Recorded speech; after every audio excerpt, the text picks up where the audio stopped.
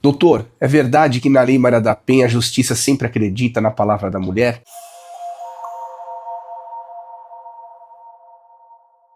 Seja bem-vinda, seja bem-vindo ao canal Lei Maria da Penha em Foco, sou Júlio Konkowski e no vídeo de hoje trago essa reflexão, esse debate muito acalorado que muitos seguidores me questionam. Afinal de contas, na Lei Maria da Penha, os processos que versam sobre violência doméstica, a justiça sempre acredita na palavra da mulher.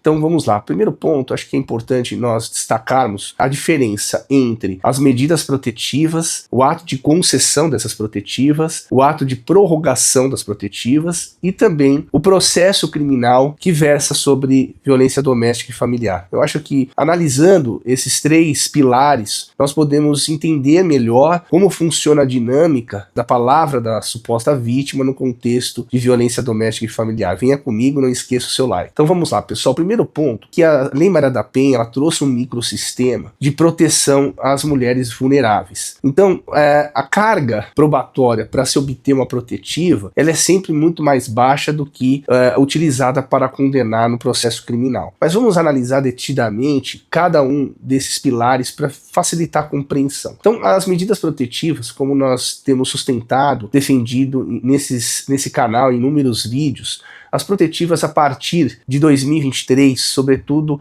a partir da Lei 14.550, ela passou a ter uma dimensão diferente. As medidas protetivas passaram a ser autônomas, passaram a ser divorciadas do processo e do procedimento criminal, ganharam vida própria, e as protetivas, ao contrário do que se pensa e ao contrário do que se estabelece, né, da diferenciação entre penal e medidas protetivas, as protetivas passaram a ser medidas cíveis satisfativas. Elas passaram a ter um destaque do processo criminal. Basta a notícia de uma situação de violência, que não necessariamente tem que coincidir com a prática de um crime, para que a suposta vítima possa obter proteção. Dentro das medidas protetivas, há aqui uma série de peculiaridades, de regras e princípios que vão nortear a concessão das medidas protetivas. Primeiro, porque ela não é um processo penal condenatório, o que significa que ninguém pode ser condenado ou absolvido no âmbito das protetivas.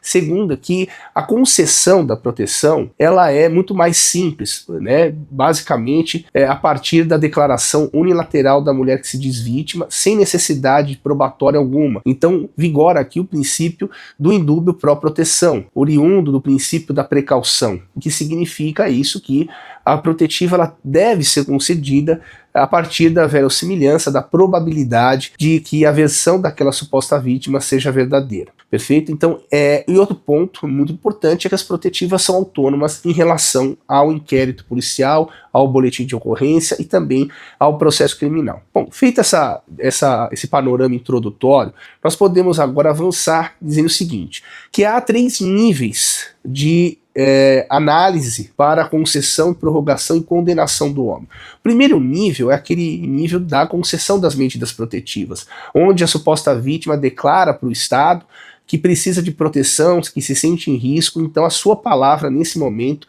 ela é preponderante por alguns motivos que a doutrina, a jurisprudência invocam sempre. Primeiro porque a maioria dos casos de violência doméstica acontece dentro do recinto privado, da intimidade, longe dos olhos de testemunhas, então por essa razão se outorga maior credibilidade probante à palavra da suposta vítima. Segundo ponto é um déficit histórico. Então, nós historicamente vivemos um país machista, um país violento, um país misógino. E, por essa razão, nós temos um ponto histórico, uma dívida histórica a ser reparada, e muitos acreditam que outorgar maior credibilidade à palavra da mulher que se diz vítima é uma forma de compensação histórica. Veja, eu não estou dizendo aqui que eu concordo com isso ou não. Eu estou trazendo o que a literatura, a jurisprudência traz. Então, antes de vocês me criticarem, me apedrejarem, vamos analisar a princípio o que eu trago e a gente questiona, discute, isso é muito importante. Mas o que eu trago aqui não é a minha opinião, tá? Eu estou trazendo aqui o que a jurisprudência, a literatura e a doutrina trazem a respeito. Então, no ato de concessão, há sempre uma preponderância da palavra da suposta vítima. Segunda camada é o ato de prorrogação. Aqui eu trago um pouco das minhas críticas. Entendo que para prorrogar as protetivas é necessário muito mais do que para conceder, porque quando a prorrogação acontece, as medidas protetivas já estão vigorando por um bom tempo. Então já houve a necessidade aqui da suposta vítima de trazer elementos concretos para a sua análise. Aqui eu trago a minha crítica. Então eu entendo que para prorrogar deve exigir muito mais do que para conceder as protetivas, tendo em vista que a prorrogação é sempre mais demorada, leva um pouco mais de tempo. Perfeito? E diferentemente, por fim, é o ato de condenação do homem. A condenação do homem no processo criminal, ela sempre deve exigir prova robusta. Obviamente que a condenação pautada única e exclusivamente na palavra da suposta vítima não pode acontecer, uma vez que viola inúmeros princípios, dentre eles o princípio da prova. Historicamente, o direito criminal foi construído e erigido a partir da prova. Então a prova para condenar deve ser tamanha que vulnere, se sobreponha ao estado de inocência daquele acusado. E no processo criminal, quando a condenação está estribada única e exclusivamente na palavra da suposta vítima, ela é deficiente em acontecer. Não deveria, porque em muitos casos, na prática, nós sabemos que pululam condenações baseadas apenas na palavra da suposta vítima.